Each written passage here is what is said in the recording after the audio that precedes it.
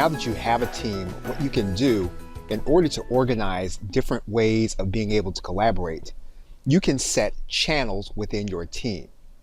So you'll see that within your team tab, you're going to have a team menu. And what you can do here is you can create a channel. And to do that, what you're going to do is click Add Channel. You're then going to give your channel a name. And what you can do is you can set a specific level of privacy for that team. And you'll see here that by default, everyone is going to be able to access this particular channel. What you can do is you can make it so that only a certain individual will have access to this particular channel within your team. When you do that, you'll notice that one of the options go away. If we go back to the standard privacy level, you'll see then that we can automatically show this channel in everyone's channel list who is part of our team. And so what we're going to do is we're going to click Add. And what we now have is a channel within our team. So what you'll see here is that you have a general channel and you have a specific channel. And what you'll see here is when the other individuals that are part of the team become a member, they'll also have the other channel available to them. Once they are inside of a particular channel, they have some options in order to begin collaboration. One thing that they can do is start a conversation. So for example, they can start typing in a specific message. And then that message will then be available within the channel within the team. And then you'll also see the message from that individual within your channel within the team.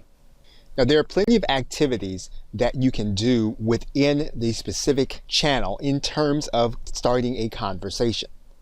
What you'll notice here is that you have control over the text.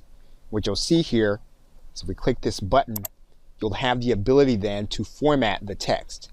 And with the WYSIWYG editor, all you'll need to do is to highlight the text that you want to work with. You'll then choose the element, and then you'll see it as part of your post. Then be able to click the send button. You'll see then that this will appear differently inside of the channel based on what you typed in. That same thing will appear instantly to the rest of the team inside of the channel.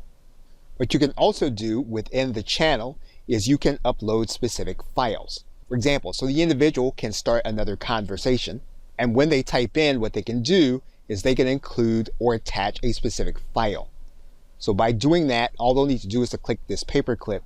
They'll then be able to either grab a specific document or a specific file from one of the teams.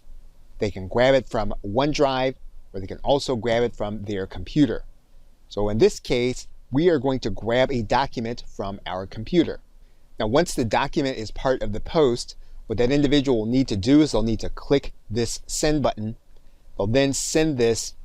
It'll then be part of the team archive. And what you'll notice then inside of your screen is the same thing will be visible. And you'll see it now inside of your screen. We're going to stop the video here, and we're going to pick it up from conversation elements within the channel and within the team. Okay, so with that, thanks, and I will see you in another video.